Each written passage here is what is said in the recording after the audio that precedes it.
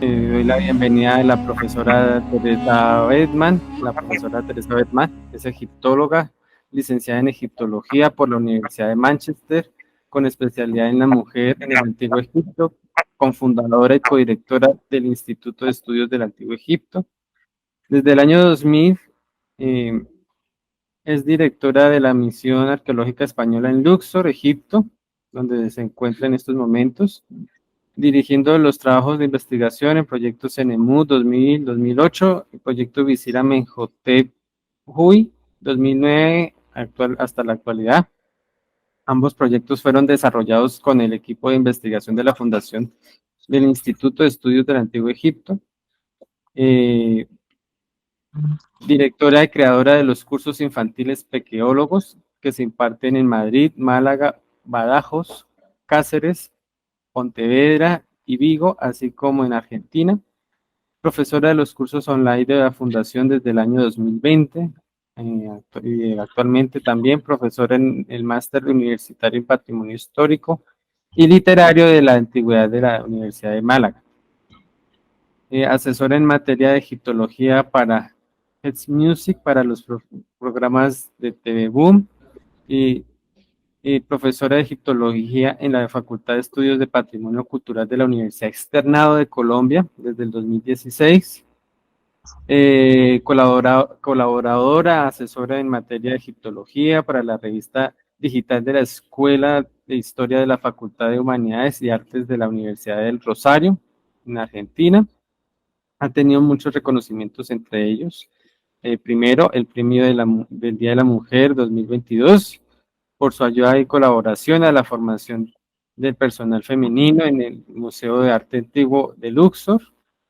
Segundo, Indómitas, Mujeres que Transforman, de 2021, premio en el reconocimiento a la trayectoria profesional de la Sociedad Geográfica, la Exploradora de Editora, 2019.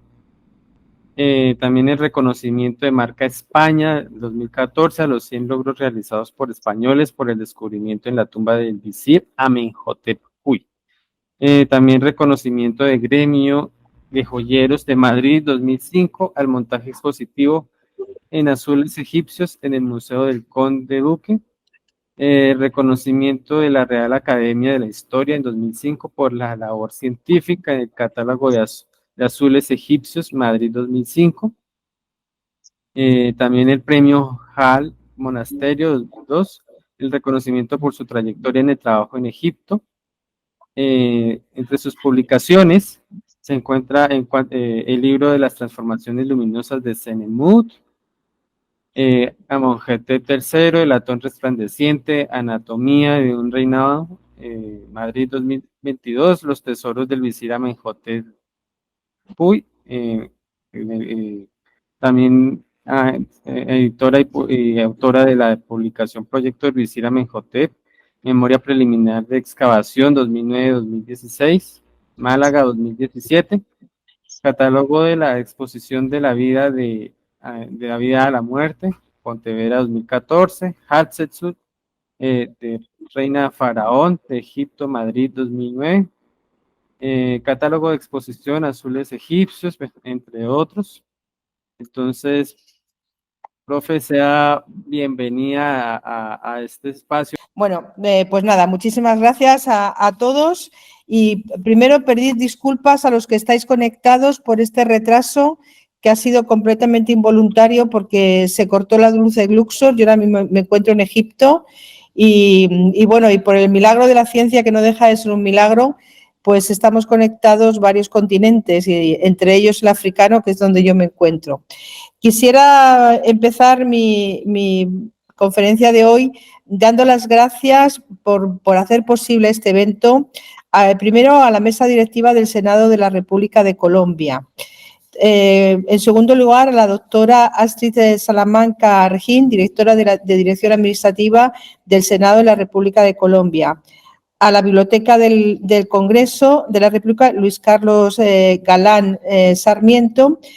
A don Nicolás Sanabria Castro, muchísimas gracias, Nicolás. Yo estoy súper nerviosa, así que yo me imagino, tú eres muy templado, yo no soy tanto, Y también te doy las gracias porque siempre estás en contacto con nosotros y haces posible que esto se pueda realizar.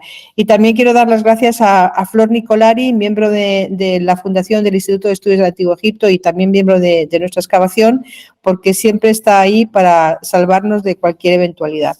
Y ya sin más dilación, vamos a ver el culto funerario egipcio, la participación de la mujer dentro de este culto. Siguiente. Bien, una de las cosas que nos sorprende cuando vemos cuando estudiamos egiptología y la comparamos con otras culturas de la antigüedad es la gran cantidad, o mejor dicho, la importancia que a la mujer se la dio en esta gran cultura que no tiene en otras culturas de su entorno. Vamos a ver cómo la mujer en Egipto tenía una importancia capital. Por ejemplo, vamos a ver como la mujer diosa, que está... por Dios, lo que me faltaba ya. La mujer diosa que, por ejemplo,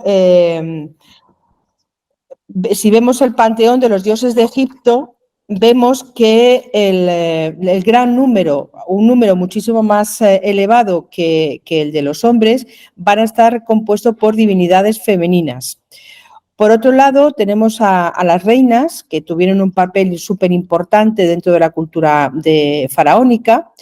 Vamos a ver también a la mujer sacerdotisa y, por supuesto, vamos a ver a la mujer esposa. O sea, el conjunto de la sociedad egipcia era un conjunto, no quiero decir que fuese femenino completamente, pero sí que a la mujer le dieron una gran importancia. Quizá esto fuese porque el egipcio antiguo no se consideraba más importante que los ríos, que los árboles o que las aves. El tema es que la mujer egipcia era parte de ese cosmos tan importante en Egipto y tan predominante, ¿no? Y dado que esta importancia, pues aquí vemos la importancia, por ejemplo, que le dan a la mujer, cosa que no tenían en otras culturas. Bien, el siguiente, por favor. Bien, una de las preguntas que nos tenemos que hacer o que nos hacemos, que seguramente va a salir cuando hagamos el coloquio, va a ser pensar si el egipcio, todos los egipcios, tenían derecho al enterramiento. Una cosa es el derecho y otra es la necesidad. El derecho al enterramiento no todo el egipcio tenía. ¿Por qué? Porque el enterramiento tenemos que pensar que no solamente era la tumba, el sitio físico de lo que es la tumba, ¿no? La gente no podía ir y decir, yo elijo este sitio y ya está. Sino, no, el derecho al enterramiento se lo daba el rey, el faraón. Pero es que además este enterramiento no consistía única y exclusivamente en el espacio físico, el espacio donde se enterraba al difunto, sino que ese enterramiento llevaba aparejado más cosas, por ejemplo, tierras, por ejemplo, ganado, por ejemplo, sirvientes, porque los egipcios, como vamos a ver ahora, necesitaban diariamente que se les hiciera una serie de rituales diarios y, por supuesto, en las fechas señaladas. Por lo tanto, no todo el mundo tenía derecho a ese enterramiento, salvo que se lo diese el rey, pero sí que vemos que hay una necesidad de todo el mundo de querer enterrarse. Por ejemplo, esta imagen que les estoy mostrando ahora mismo corresponde a las excavaciones de nuestro colega, el doctor Leblanc, cuando estuvo excavando en la zona del templo del Rameseum. Encontró en lo que hoy correspondería a la zona de la madrasa, encontró una serie de enterramientos muy toscos, muy básicos, que consistían simplemente en una especie de agujero donde se depositaba el difunto en forma de fetal y que se le había también dotado con una serie de vasijas muy toscas, de baja calidad, pero que se le dieron. Esto nos habla de varias cosas, de esa necesidad que tenía el egipcio de querer enterrarse, y por otro lado el no poder, ¿no? Porque ya yo digo que al ser la vajilla que se encuentra de baja calidad, o sea, de muy baja calidad, pues nos indica que los difuntos ahí enterrados eran de baja calidad. Por otro lado, también tenemos que puede que se haya perdido mucha de esta información debido a que justamente este enterramiento que yo les estoy mostrando está en el linde de lo que es el desierto con la zona cultivable. Entonces, y dado la gran explosión demográfica actual, en el mundo actual egipcio, posiblemente muchos de estos enterramientos que han sido muy básicos o de muy baja calidad, como es este caso, pues se hayan podido perder. Pero al mismo tiempo les digo que el egipcio sí tenía esa necesidad de enterrarse, y enterrarse tan cerca de la necrópolis, como es en este caso, ellos debían de pensar que de alguna forma los nobles o la gente noble que iba a pasar por allí llevando a sus deudos pues las viandas y todas las procesiones funerarias, pues de alguna forma a ellos también les iba a tocar. Siguiente, por favor.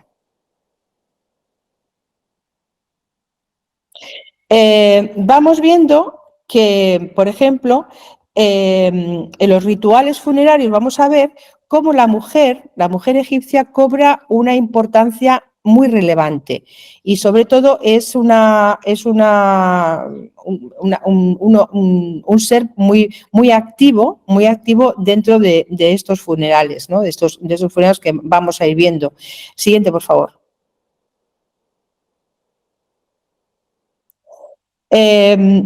Vamos a hablar de las diferentes fases, de alguna forma, muy rápidamente, claro, de las que tiene la momificación.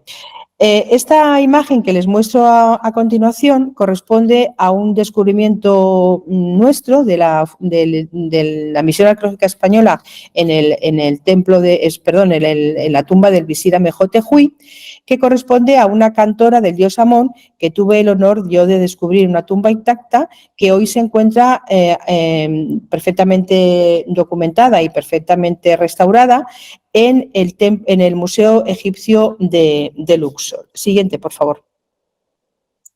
Las tres envolturas que vamos a ir viendo que necesitaba todos los cuerpos, uno de ellos, o sea, primero se hacía la modificación, ¿no?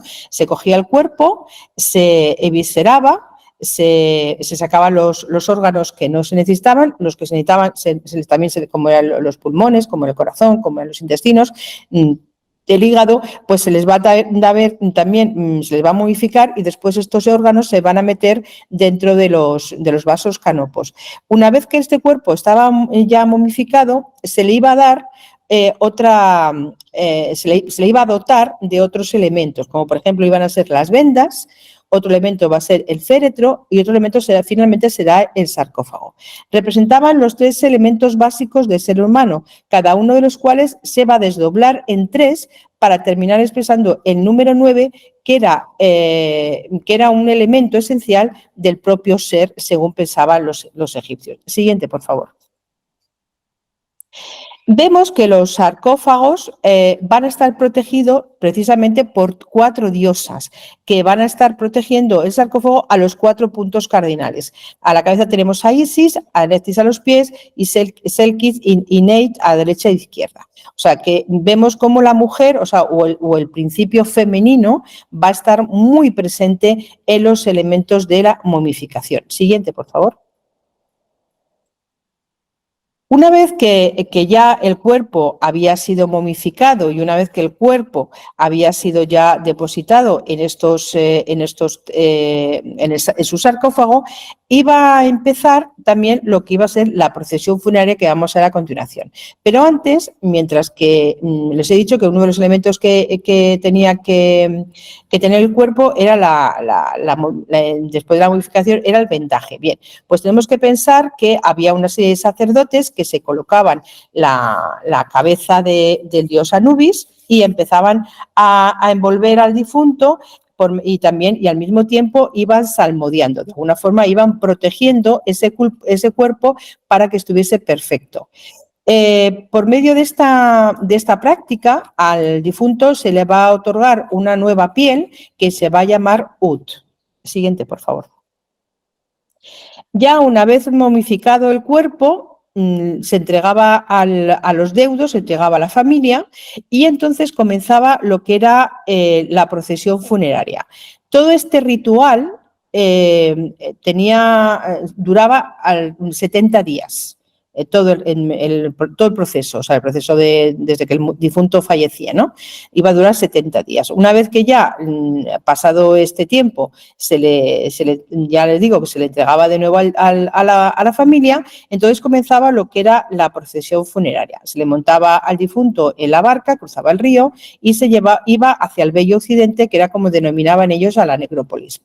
Vemos que en las representaciones que nos han dejado en muchísimas tumbas, siempre vemos que va a haber dos sacerdotes que van a, de alguna forma, a custodiar o de alguna forma acompañar a la familia, en este caso, y también al difunto ya dentro de su sarcófago. Uno de estos sacerdotes va a ser el sacerdote mágico que da el poder Heka y otro sacerdote va a ser el que da el de la protección Sha. Como vemos también en la imagen, vemos que hay una mujer que se lleva la mano hacia la cabeza, hacia su pelo, en señal de respeto. Normalmente esta mujer era la esposa del difunto y si no había esposa del difunto porque también hubiese fallecido, pues correspondería a la hija mayor y en su defecto alguna sacerdotisa que hiciese las veces de estas mujeres que tenían que acompañar al difunto. También vemos en la misma barca funeraria que acompañan también otras dos sacerdotisas que representan a Isis y a Neftis. Siguiente, por favor. Vemos un poco más del fragmento de este pasaje, donde vemos detrás del sacerdote, vemos al hijo mayor que va haciendo los rituales en honor a su padre y a continuación vemos una procesión funeraria que está compuesta por mujeres, que son las plañideras. Estas plañideras van a llevar el título de Hemet Ka, es el nombre y el título que llevan. Siguiente, por favor. Vemos también que hay un cuerpo sacerdotal femenino que se va a denominar Yeret, que son las enterradoras. Siguiente, por favor. Y aquí tenemos una imagen de la que es la procesión hacia el Bello Occidente.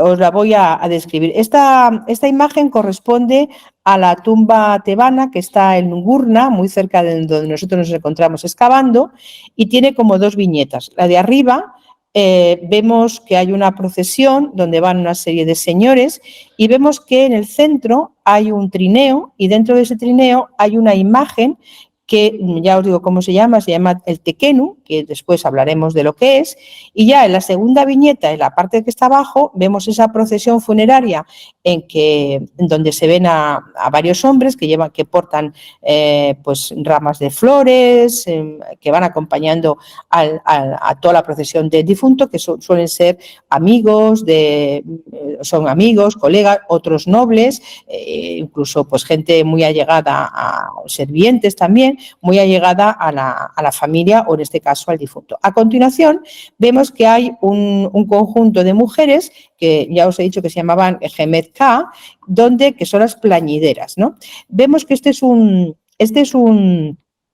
cuerpo sacerdotal femenino que pasaba de madres a hijas y si nos damos cuenta, pues las hay de diferentes tamaños, las hay más mayores y vemos más abajo en la fila más baja, vemos que hay unas mujeres más bajitas, eso nos indica que son más jóvenes, incluso hay una más pequeñita que está casi hacia el centro, la vemos ahí, y que, como os he dicho, era un cuerpo sacerdotal que se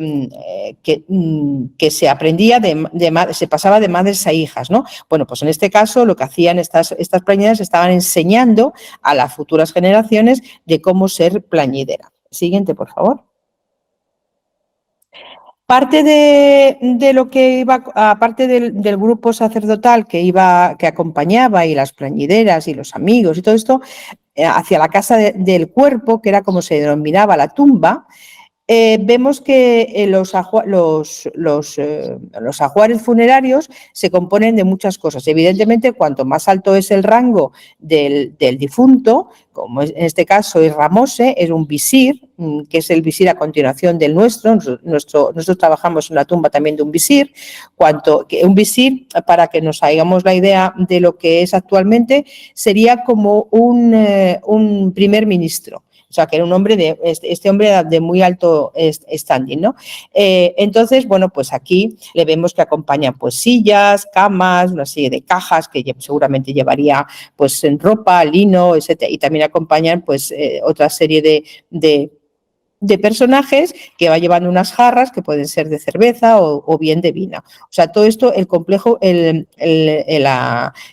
ajuar inmobiliario funerario y el ajuar que va a acompañar al difunto, en este caso es muy extenso. No todas las tumbas penséis que es así, porque ya os digo que es dependiendo un poco del nivel social del difunto.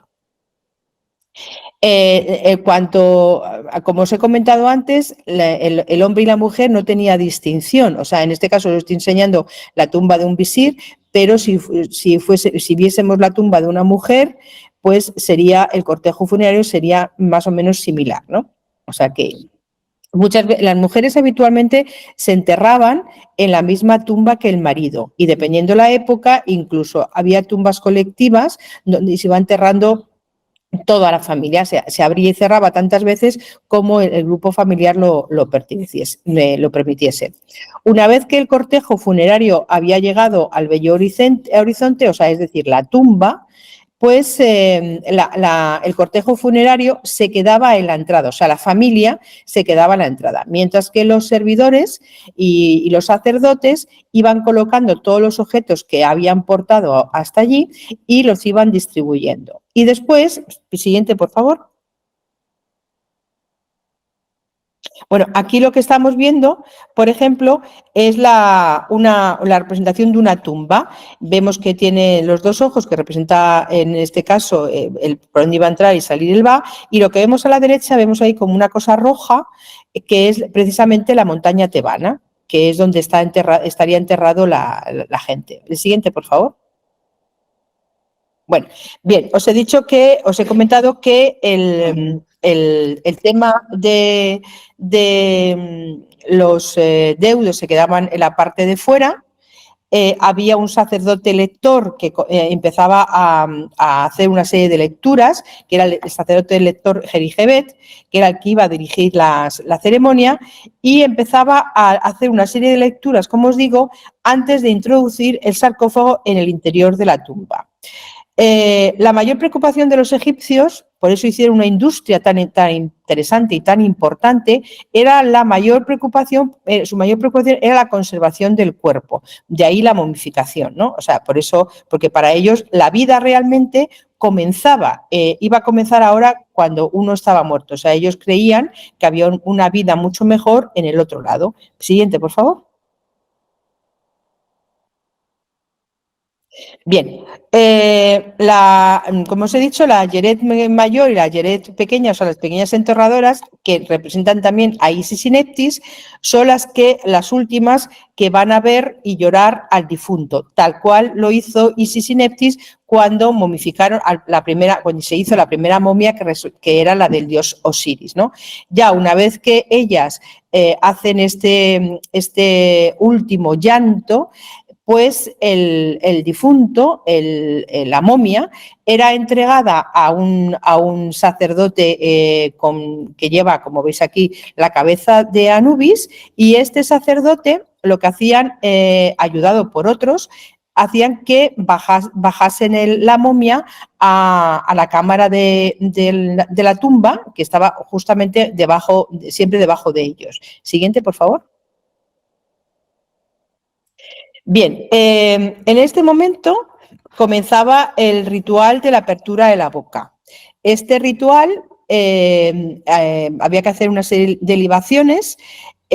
Muchas veces este ritual era desempeñado por el hijo que iba a suceder al padre en sus cargos y en sus posiciones sociales, pero si no había hijos, porque no los hubiera tenido el señor o porque hubiesen fallecido, pues los hacía un sacerdote, el sacerdote Sen, en honor de este difunto. Ya os digo que una vez que pasaba esto, ya el cuerpo, o sea, la momia, ya era entregada a los sacerdotes para que la bajasen a la tumba propiamente dicha. Siguiente, por favor. Una vez ya depositada en lo que era la cámara del sarcófago, la momia era colocada hacia el sur. Era purificada 4 veces con unos vasos llamados yeseru. Estas fumigaciones se hacían también con incienso y se hacía 4 veces hacia los 4 puntos cardinales de la tumba, ¿no? Y entonces, bueno, ya una vez que... la siguiente, por favor. Aquí comenzaba una extraña ceremonia que era el tequenu, que es esa imagen que os he comentado antes, que como veis parece un hombre en posición fetal, metido dentro de una piel mezca, que es como se denominaba, el pasado de la piel, y estaba representado por un sacerdote o por alguien que hacía las veces de este cuerpo, de este ser, ¿no? Esto se colocaba también, o sea, se bajaba también a la tumba donde estaba ya depositada el sarcófago. En este momento, un sacerdote Jericebet, o sea, un sacerdote lector, decía también hacia los 4 puntos cardinales: oh Padre mío, oh Padre mío, oh Padre mío, oh Padre mío. Una vez terminada esta recitación, supuestamente el cuerpo del difunto resucitaba hacia una nueva vida, y en ese momento otro sacerdote salía de la tumba y comunicaba a los familiares que el difunto había resucitado a la vida y iba a pasar y pasaba en ese momento el tribunal de Osiris. Siguiente, por favor. Bueno, aquí vemos otra imagen de otro tequenu, de otra forma de tequenu, que lleva otra posición. Aquí está sentado. Veis, pero más o menos siempre tienen esta misma posición. O van así sentados, o van a veces en cuclillitas, o van así como este que tenemos aquí, ¿no? Pero siguiente, por favor. Bien, ya una vez que este sacerdote elector salía y les comunicaba a los deudos, a la familia, que ya su difunto, su padre, su madre, su marido, quien fuese, había resucitado a la vida, la momia, o sea, la momia en sí misma tenía que pasar el tribunal de Osiris. Tenía que ponerse delante del difunto, se ponía delante de Osiris y de los otros dioses, y entonces empezaban una serie de ceremonias. Para ello habían colocado dentro del cuerpo del difunto, habían colocado una serie de amuletos y un corazón encima de su corazón, que también, como os he dicho, se le quitaba, pero se le daba modificación y se volvía a colocar en su sitio, y encima se le colocaba un escarabeo de corazón, donde se le colocaba también en su chatón un capítulo del Libro de los Muertos, donde tenía que decir los diferentes pasos que tenía que oír Osiris para que pudiera pasar el tribunal. Uno de ellos era que había sido justo y que había sido buena persona, y entonces este corazón se pesaba en una balanza, en la balanza de Osiris. Si la balanza en una parte se ponía el corazón y en el otro platillo de la balanza se colocaba una pluma de Maat. Si la balanza se inclinaba hacia abajo, quería decir que el hombre no había sido tan bueno. Entonces había un personaje muy, muy feo, muy mítico, que era con con patas, con garras de león, con cuerpo muy extraño, a veces con morro que parece un cocodrilo, que se comía ese corazón. ¿Qué quería decir esto? Que entonces ese difunto no había pasado el juicio de Osiris y tenía que vagar eternamente comiendo sus excrementos, según nos dicen los textos. O sea, no iba a llegar a ese paraíso al que los egipcios aspiraban. Siguiente, por favor. Aquí os hablo, ¿ves? Aquí os pongo una imagen donde estamos viendo precisamente lo que es la pesada del corazón, y a la izquierda, aunque está la cabeza ha saltado el relieve, perdón, la pintura, aquí tenemos el Amit, ¿no? Y entonces ahí tenemos a dos dioses que están tomando eso, uno es Oro y otro es Tot, que está tomando nota de que este hombre había sido justo de voz y que había sido buena persona y que pasaba ese tribunal de Osiris. Siguiente, por favor. También fuera, ya una vez que ya la familia había recibido la buenísima noticia de que su deudo había pasado ese tribunal de Osiris, había unas ceremonias también muy, muy raras, que había unos danzarines, que había dos tipos de danzarines, unos masculinos y otros femeninos, que ejecutaban una danza ritual que festejando que se había producido esa resurrección. Estos danzarines se llamaban Nemiu. Y aquí vemos también, siguiente por favor, también había las mujeres también hacían también esta danza ritual. Esta pertenece, por ejemplo, a la tumba de Jeru, muy próxima también a la nuestra. Bueno, comenzaba entonces para el difunto el viaje hacia el más allá, hacia los campos de Yalu, hacia ese paraíso en los que los egipcios creían. Ese paraíso estaba, siguiente por favor, ese paraíso que iba a recorrer unas regiones mágicas, la Induat o lo que está en medio del mundo inferior, según la traducción, pues era lo que les iba a llevar a ese mundo mágico que ellos pensaban que había al otro lado de la vida, ¿no? En el mundo del más allá, y que donde no iban a tener dolor, no iban a tener sufrimiento, todo iba a estar en paz y en armonía. Siguiente, por favor. Porque una de las finalidades la siguiente, por favor. Estas. Una de las finalidades del culto funerario era la posibilidad que tenían de ir y venir al otro lado y contemplar a Somada Kemet. Esto se conseguía a través de los ojos de Horus, unos ojos que se ponían en ciertos sitios, en estelas o en otro sitio, porque cambia a lo largo de la historia. Y entonces ellos podían salir, su espíritu podía salir de la tumba y podía contemplar su actual tierra, e incluso ver a su familia, y después volvían otra vez a su morada de eternidad, ¿no? Era una cosa muy, muy, muy bonita, ¿no? Pero al mismo tiempo, pues como vemos, estamos viendo en esta tumba, pues vemos que el Señor tiene los campos de Yalu, o sea, en esos campos de Yalu pues tenían cosechas, tenían árboles, pues como por ejemplo este sicomoro, estaba su familia con la mujer que le está acompañando. Siguiente, por favor.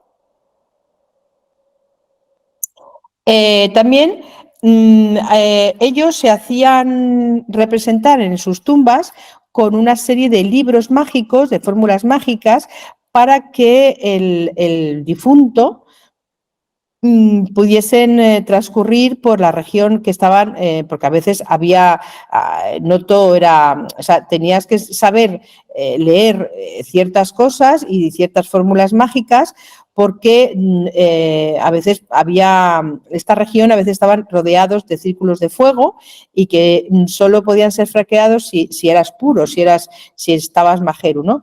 Y este libro, que en muchas tumbas los textos están puestos, se llamaba el libro de los dos caminos, ¿no? Como estamos viendo en donde se ve además la diosa Hathor, que está ofreciendo una serie de panes y frutos, y saliendo de un sicomoro, que es el árbol que tenemos ahí. Siguiente, por favor.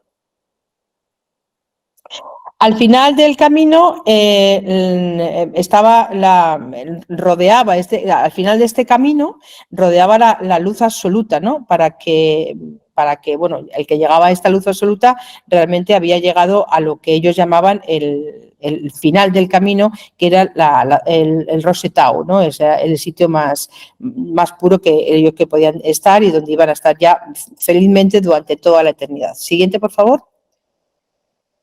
Durante la dinastía 18 sabemos que se terminó de redactar en clave iniciática, por supuesto, el conocimiento de las regiones inferiores, lo que hoy llamamos el libro de lo que hay en la Duat. Para ellos, el mundo inferior estaba dividido en 12 regiones que estaba atravesado por un río, que era el Urnes. Este río lo atravesaba de este a oeste. Y este libro es un conjunto de fórmulas mágicas que le servirán al difunto para acompañar al dios Ra. Siguiente, por favor. Bien, antes hemos hablado de un cuerpo femenino que era el de las plañideras, que es un cuerpo que, como os he comentado en la tumba de Ramose, tenían el objeto de hacer de dolientes, de hacer de mujeres que sentían realmente que el difunto se hubiese ido, aunque por otro lado acompañaban acompañaban a los deudos también de alguna forma para que ellos no se sintiesen tan afligidos por su familiar difunto, ¿no? Y ellas hacían este dolor. Siguiente, por favor. Aquí, pues, como os he comentado, estas mujeres llevaban el nombre, eran estas sacerdotisas femeninas, llevaban el nombre de Gemet-K, que eran las lloronas, por las que las conocemos todos, y vemos como vemos aquí que las hay haciendo unos gritos de dolor terribles, ¿no? Unos lamentos increíbles, ¿no? Echándose al suelo, medio desmayadas, bueno, hacen un verdadero drama de esto. Siguiente, por favor. Como también os he dicho, esta representación, pues vemos que hay estas dolientes, estas plañideras, también las hay más jovencitas que a las que estaban aprendiendo. Siguiente, por favor. Bueno, aquí vemos, por ejemplo, en otra representación pictográfica, donde vemos cómo se observa muy bien cómo de los ojos salen las lágrimas, o sea, lo podemos ver representado, el dolor que esta imagen expresa. Siguiente, por favor. Y esta es una imagen actual, del Egipto actual, donde estas plañideras siguen existiendo y entonces son las mujeres de los pueblos, las mujeres sobre todo en las zonas rurales. En Cairo no se ve tanto, es una zona muy, muy cosmopolita, pero en el Egipto rural es muy, muy frecuente verla. Yo recientemente tuve que asistir a un funeral del chofer de nuestra misión que falleció en el pasado mes de noviembre. Y entonces Francisco y yo fuimos a dar el pésame a la familia. En este momento en Egipto se divide, o sea, los funerales en el Egipto actual, los hombres están por un sitio y las mujeres por otro, ¿no? Cuando yo llegué a la zona donde estaban las mujeres para dar el pésame a las hijas y a la viuda, que yo conocía, pues había, si no os exagero, habría como 300 o 400 mujeres, todas de la zona, del pueblo, que estaban allí acompañando a la familia, ¿no? Cuando yo llegué allí, la hija mayor, con la que hemos tenido más relación, la hija mayor, pues se abrazó a mí y ante todos expresó de una forma increíble ese dolor que os estoy enseñando en estas pictografías que estamos viendo de hace más de 3.000 años, ¿no? Realmente para mí fue una cosa muy, muy llamativa porque fue una antropología muy, muy curiosa, porque, claro, de repente yo me acordé rápidamente de todas las plañideras que yo he visto en montones de tumbas, ¿no? Y ella exactamente estaba haciendo los mismos gestos, las mismas expresiones de dolor, dándose golpes en la cabeza y a continuación las mujeres que estaban acompañándolo hacían los mismos gestos, ¿no? Fue un momento muy interesante para mí, doloroso, porque habíamos perdido, como os digo, a nuestro querido Yelil, pero bueno, fue una visión del pasado en el presente. Siguiente, por favor. Bueno, aquí tenemos una cosa bastante curiosa. El cabello femenino, el cabello de la mujer, tiene una importancia capital dentro del mundo funerario, ¿no? Y os he estado comentando que vemos en otros grupos que hemos visto de estas plañideras, vemos cómo las mujeres están, pues eso, tocándose la cabeza. A veces hay otras tumbas en que vemos cómo se echan ceniza en el propio pelo, y aquí, por ejemplo, las estamos viendo que están lanzando el pelo hacia adelante en una señal de duelo. El capítulo 17, siguiente por favor, el capítulo 17 del Libro de los Muertos, que es el libro de la Venida al Día, también conocido como Libro de los Muertos, como os digo, se describe el pelo despeinado de Isis como que ella viene a Osiris. El texto nos dice lo siguiente: yo soy Isis, me encontraste cuando tuve mi cabello desordenado sobre mi cara y mi corona estaba desprendida. He recibido como Isis y he procreado como Neptis. Quiere decir que en estos lamentos que tuvo Isis cuando encontró el cuerpo difunto de su esposo junto con su hermana, ella se ve que se mesaba los cabellos de dolor, los lanzaba hacia adelante, hacia atrás, que eso es lo que hacen las plañideras, ¿no? En ese ritual para expresar ese dolor. La siguiente, por favor.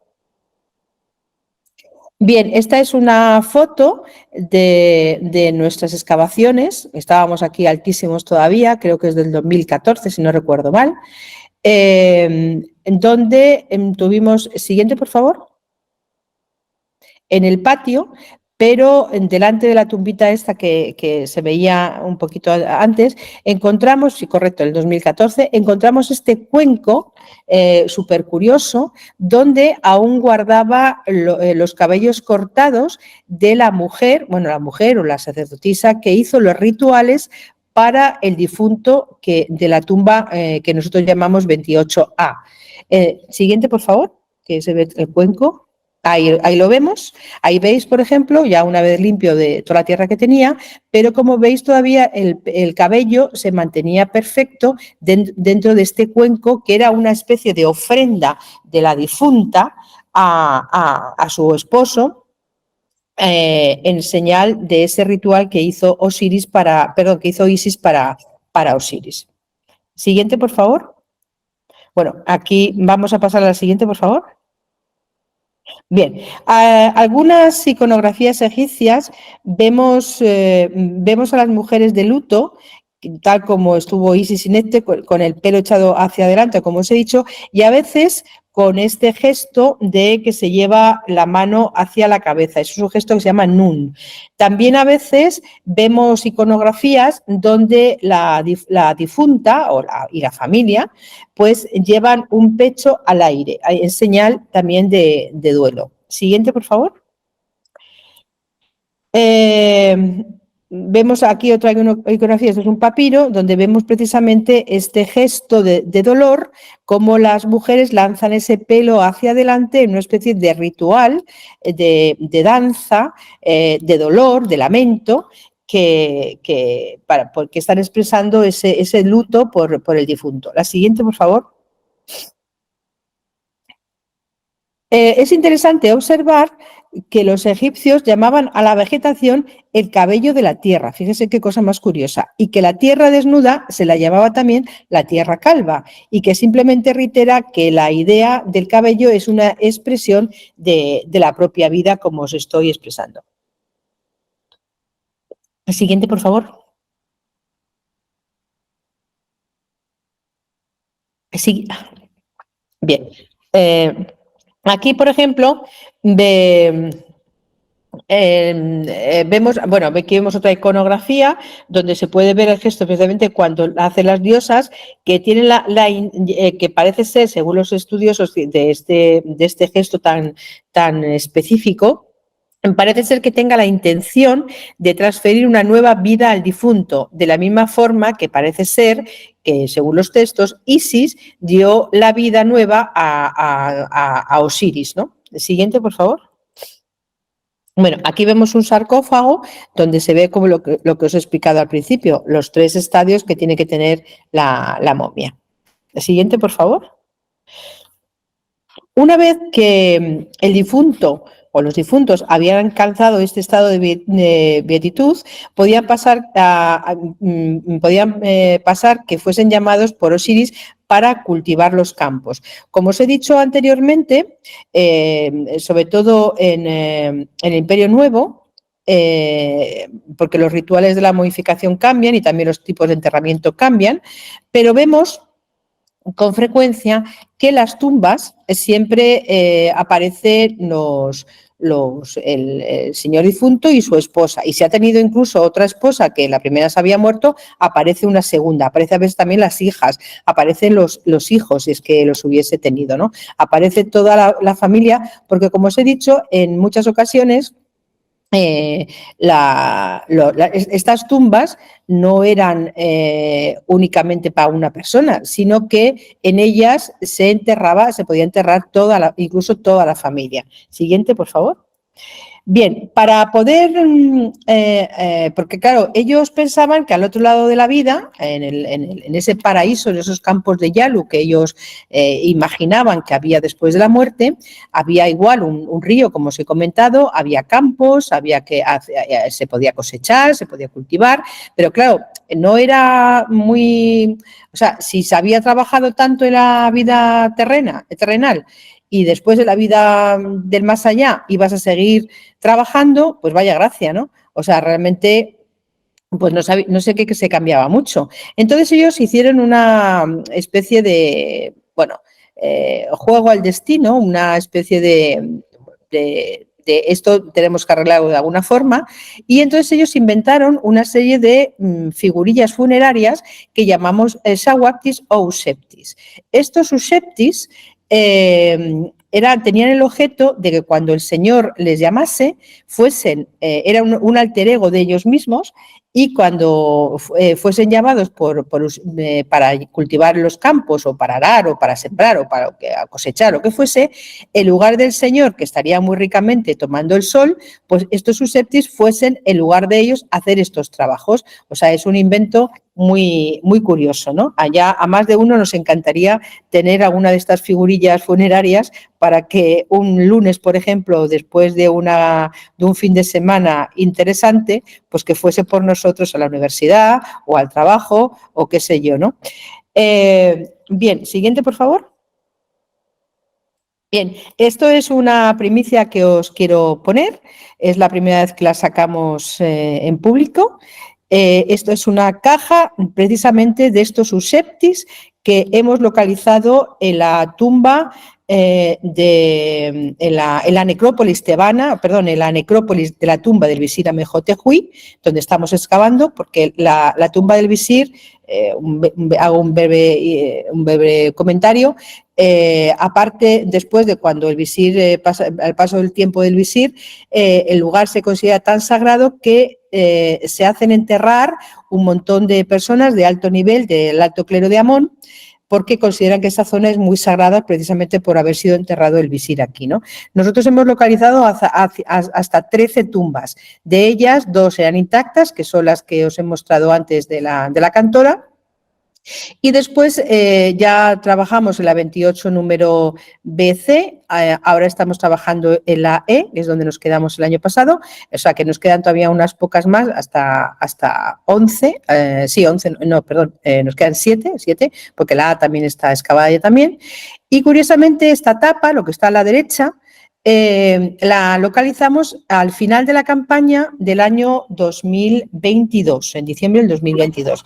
Aquí ya vimos, por ejemplo, que el nombre de la señora se llamaba Nesit Piaset, que es como el nombre de aquí, y el título que llevó ella fue señora de la casa. A continuación, vemos la foto siguiente, el año pasado, al comienzo de la campaña. No, siguiente no, pasa, anterior, vaya. Lo que está al lado de la tapa es la caja completa. es la caja de Eusebtis completa. Y lo más, bueno, que nos hizo mucha ilusión porque realmente pudimos completar todo el conjunto de esta caja. Como comentario bonito, os digo que en el descubrimiento de esta caja pues estuvo una compatriota vuestra, Daniela Betancourt, también había 2 compañeras argentinas, Natalia Terezo y Flor Nicolari, que es quien nos ha estado ayudando para intentar solucionar todos estos contratiempos que hemos tenido, y otra compañera española que se llamaba Ana María Arrabal. Bueno, esta es un poco la primicia y, bueno, y os quería comentar un poco el orgullo patrio de que una compatriota vuestra pues pudiese estar en un descubrimiento tan importante como este. Siguiente, por favor. Junto con esta caja tan interesante encontramos miles, o sea, no os imagináis, cientos y cientos de estos Eusebtis, y como podéis ver en la foto, tienen cara femenina, son muy bonitos, que precisamente deberían ser de esta señora de la cual la dueña es la caja que os acabo de enseñar. Y esto os lo comento en primicia porque es la primera vez que mostramos públicamente estas fotos. Siguiente, por favor. Bien, en las tumbas funerarias también hemos encontrado otros personajes femeninos que acompañaban al difunto, aparte de la mujer que os he comentado, las hijas. También a veces los señores se hacían acompañar de concubinas o, bueno, pues evidentemente para lo que se entiende que hacía una concubina. Si te había tenido concubinas en vida, pues es de suponer que también las podía tener después de la muerte, en ese paso al más allá, ¿no? Entonces los museos de todo el mundo están llenas de estas mujeres que formaban parte de la casa del señor y tenían un estatus y una condición social bastante interesante. Siguiente, por favor. Bueno, esta foto que os enseño es precisamente la vitrina que se encuentra actualmente en el Museo Arqueológico de Luxor, donde podemos ver parte de algunas piezas de lo que hemos ido encontrando desde el año 2009 hasta el 2016, por ejemplo, donde podemos ver a la derecha, podemos ver el sarcófago que os enseñaba al principio de esta cantora de Amón, que tuve el honor, que creo que no lo he dicho antes, que tuve el honor de encontrar yo junto con otro compañero. El otro sarcófago de la otra tumba intacta que tenemos allí es del sacerdote de Amón, y lo que vemos en las diferentes diferentes niveles, pues ahí tenemos pues Eusebtis, vasos canopos, cerámica, amuletos. Bueno, tenemos un sinfín de cosas súper bonitas, o sea, que si vienen por Luxor no se olviden de visitar este museo tan interesante, porque guarda auténticas joyas, no solamente porque estén nuestros objetos, sino porque realmente es un museo muy interesante. Siguiente, por favor. Bien, como muestra de estas concubinas, les muestro esta que encontramos nosotros al principio de las excavaciones, en el año 2009, que precisamente la encontré yo, que no tiene nombre, pero nosotros la pusimos el nombre de Tasherit, la pequeña, ¿no? Y hoy se encuentra, como pueden ver también, en el Museo de Luxor, en esa vitrina de la Misión Arqueológica Española, Proyecto Visir Amenhotep. Siguiente, por favor. Bien, los familiares y amigos que han, una vez que ya el difunto había sido depositado en su sarcófago y estaba ya dentro de la cámara del sarcófago, los sacerdotes ya nos habían contado que el difunto había pasado el juicio de Osiris, ya está, los sacerdotes ya decían a la familia, ya está hacia los campos de Yalu, la gente se ponía contenta. Entonces celebraba una fiesta, una comida ritual junto al nuevo Osiris, porque ya su familia se había convertido en Osiris. Entonces, esta fiesta, pues llevaban comida y entonces era un momento de gran alegría, porque su difunto ya estaba en el paraíso, en un sitio mejor. Pero fíjense ustedes que esta tradición egipcia pasa al mundo cristiano, al cristiano católico, a través de Roma y bueno, pues a través de nuestra cultura nos llega en la fiesta de difuntos. En España y en Hispanoamérica, pues nosotros celebramos el Día de Difuntos, que es el primer día de noviembre. Pues fíjense que esta fiesta viene precisamente del Antiguo Egipto. Al menos en España, lo que se hace es que no se celebra una comida ritual, pero sí se va a la tumba de nuestro padre, marido, hijo, el que sea, y unos días antes pues se limpia. O incluso, fíjense ustedes, en el sur de España, lo que se hacía era que se encalaba, se ponía de blanco, bonita, y el día de difuntos, el día 1 de noviembre, la familia iba a la tumba y depositaba flores y depositaba velas, flores, un recordatorio, y bueno, pues a veces pues se iba después toda la familia junta pues a comer o junta, no en la propia tumba, sino a comer pues la casa de la madre o del padre, y de alguna forma para recordar a su familiar difunto. Bueno, pues fíjese, esta tradición nos viene del Antiguo Egipto. Siguiente, por favor. Pero la ofrenda funeraria había que hacerlo todos los días. Como yo os he comentado al principio, la tumba era más que el sitio donde se enterraba el difunto. La tumba, dependiendo de la categoría, claro, pues tenía diferentes elementos. Unos eran la propia tumba, otros eran tierras, otros eran ganado, eran sirvientes que cultivaban estas tierras. O sea, era una serie de prerrogativas que daba el rey para que la ofrenda funeraria pudiese hacerse todos los días. Pero los egipcios, que eran muy listos, incluso llegaron a pensar que, bueno, pues que el tiempo lo cura todo, ¿no? Y entonces que el tiempo, pues a lo mejor pues se quedaban sin tierras, pasaba cualquier catástrofe, podía pasar cualquier cosa. Entonces, ¿ellos qué hicieron? Pues que estas ofrendas funerarias las dejaron escritas, bien pintadas o bien esculpidas en las paredes, como en esta de Ramose, en las paredes de sus tumbas, de tal forma que eternamente, por siempre, estas ofrendas funerarias, que eran mágicas, que se vehiculaban, los sacerdotes las recitaban para que mágicamente y eternamente esta ofrenda funeraria nunca faltase al difunto dueño de esa tumba. Siguiente, por favor.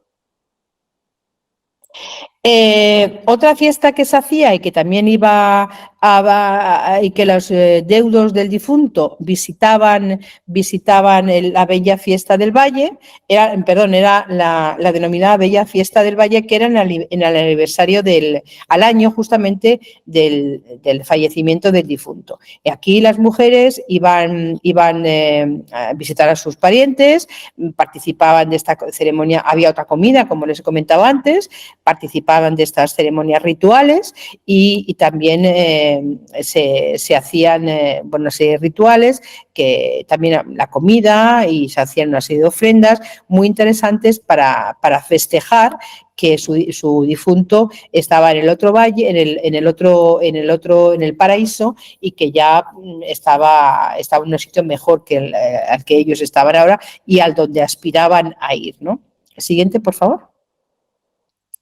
Entonces se les recitaba una oración delante de la tumba que dice lo siguiente: Jeptet dinesu, es decir, ofrenda que da el rey, miles de panes, de cervezas, de bueyes. Siguiente, por favor.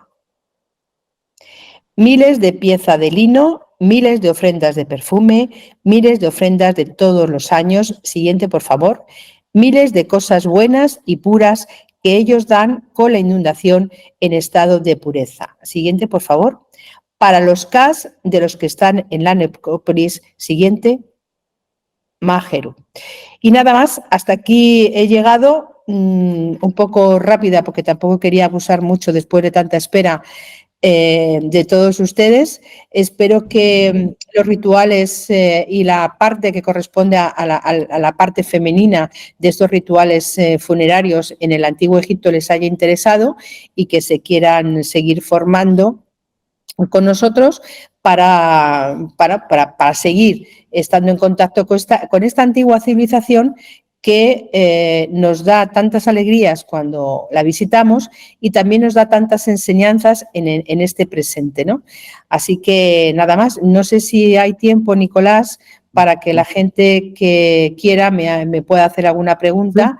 Y les agradezco de nuevo toda su paciencia y toda su cariño por estos inconvenientes que hemos tenido de luz, de que después no se puede compartir la pantalla, bueno, pues estas cosas que a veces están ajenas a todos nosotros. Muchísimas gracias y buenas noches desde Luxor y buenos días a todos ustedes y buenas tardes a los que nos están viendo desde España. Gracias. Listo, entonces sí, profesora, en estos momentos vamos a dar apertura al espacio de preguntas para que ustedes puedan preguntar todo lo que ustedes, o sea, todas las inquietudes que ustedes tengan frente al tema de la profesora Teresa Beto. Por ejemplo, Francisco Castellanos nos escribió, ¿puedes repetir el nombre del sacerdote que en la ceremonia Tequenú decía 4 veces, oh Padre mío? Gracias. Espérate que se me ha ido la cabeza. Espera, ahora te lo digo. Vete haciéndome otra pregunta y lo busco porque se me ha ido de la cabeza ahora mismo. Estaba... No, pues Cecilia ya la escribió excelente, como siempre, profesora Teresa, un gusto escucharla. Saludos desde Argentina. Muchísimas gracias, Cecilia. Un saludo también para ti y muchas gracias por seguirnos escuchando. Francisco, tienes el uso de la palabra. Francisco, ¿estás ahí? Francisco Castellanos. Aló, profesora Teresa, Nicolás. Sí. Buenos días, Hola, Francisco. profesora Teresa, saludándote, un abrazo. ¿Desde dónde me escuchas? ¿Desde Colombia o desde Estados Unidos? Desde Colombia. Bueno, mira, hoy te tengo más cerca. El sacerdote, el que llevaba el trineo, se llamaba Gen, el que llevaba el tequenu. ¿Te refieres a ese? ¿O, Sí, o había era, uno o te refieres a los lectores? Al lector. Al lector, Jerijebet. Jerijebet, sí, exacto. Muchas gracias. J-E-R-Y,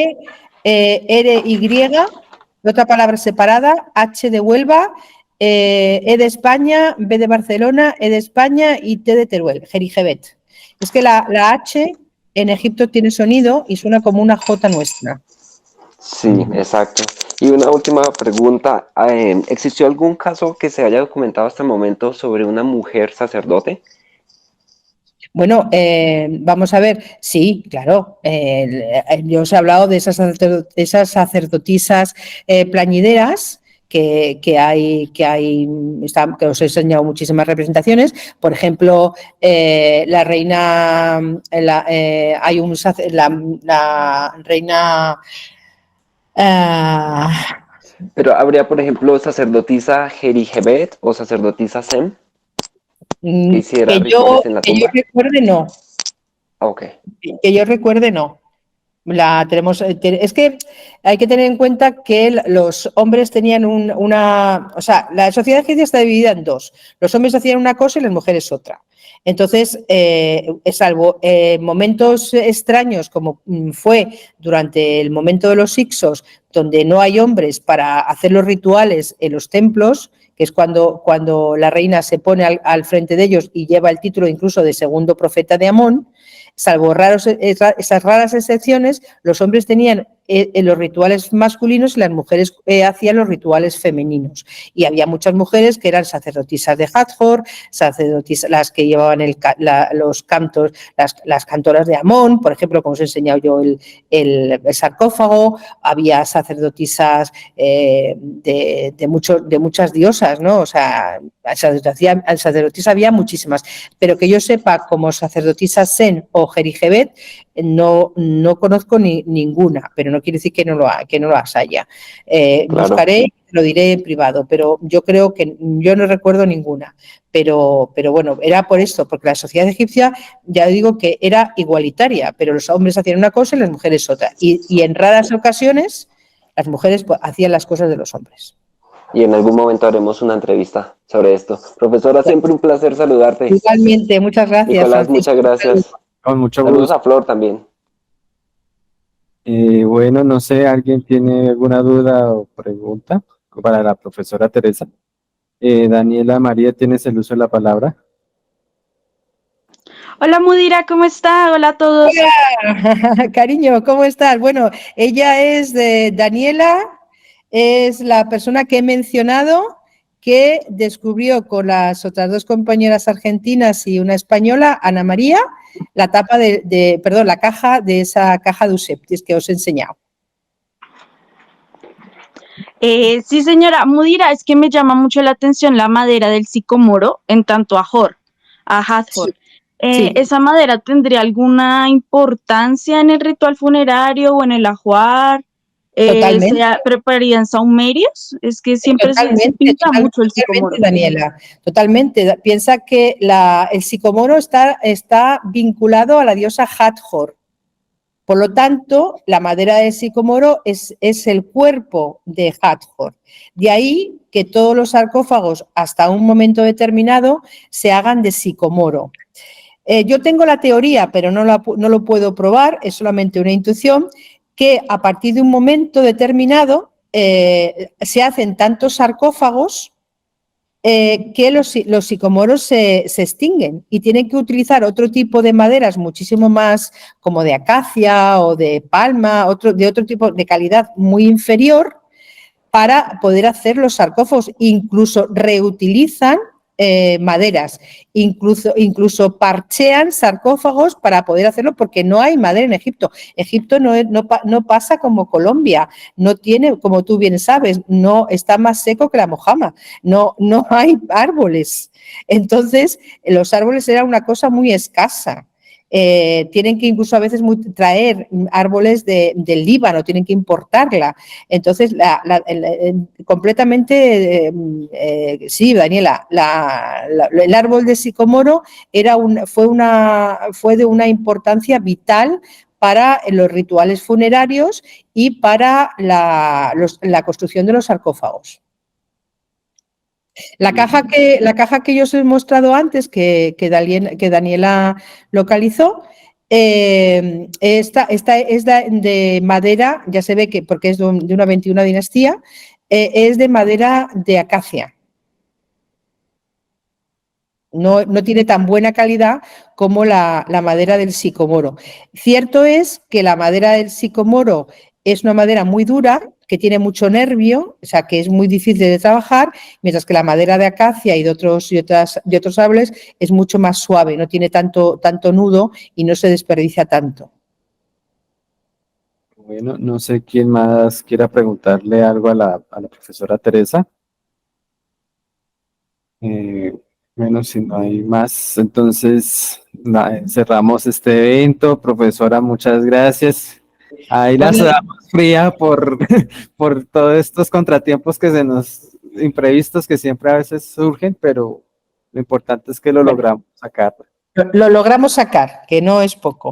Y nada, muchísimas gracias a mis dos queridas Daniela y Flor, que muchas gracias por acompañarnos siempre y os veo, nada, en 200 días escasos. Flor levantó la mano. Ah, Flor, cuenta. Sí, yo levanté porque sé que vos sos muy modesta y no lo vas a decir, pero vamos a aprovechar el momento para contarles que el mes que viene hay un curso sobre las mujeres del Antiguo Egipto a cargo de Teresa Bedman, un curso online que se llama La mujer real y el poder político en el Egipto de la dinastía 18. Va a ser muy interesante. Va a haber información de figuras muy interesantes. Así que si quieren aprender un poco más de la mano de Teresa y profundizar mucho más sobre cosas que habló hoy de las mujeres, los invitamos a participar del curso online. Tienen toda la información en nuestra página web, que es fundacion.ieae.es. Ahora la escribo en el chat. Y nada, gracias por conectarse, gracias Nicolás, y como siempre, excelente escucharte, Mudira. Gracias. Con mucho Gracias, gusto y chicos. muchas gracias por la información, Flor, porque es importante para todos aquellos que queremos acceder a estos cursos para seguir aprendiendo de esta gran civilización como es Egipto. Muchas gracias. Muchas gracias a todos. Gracias a vos. Hasta otro día. Adiós, hasta otro día. Hasta luego, que tengan Adiós. feliz noche.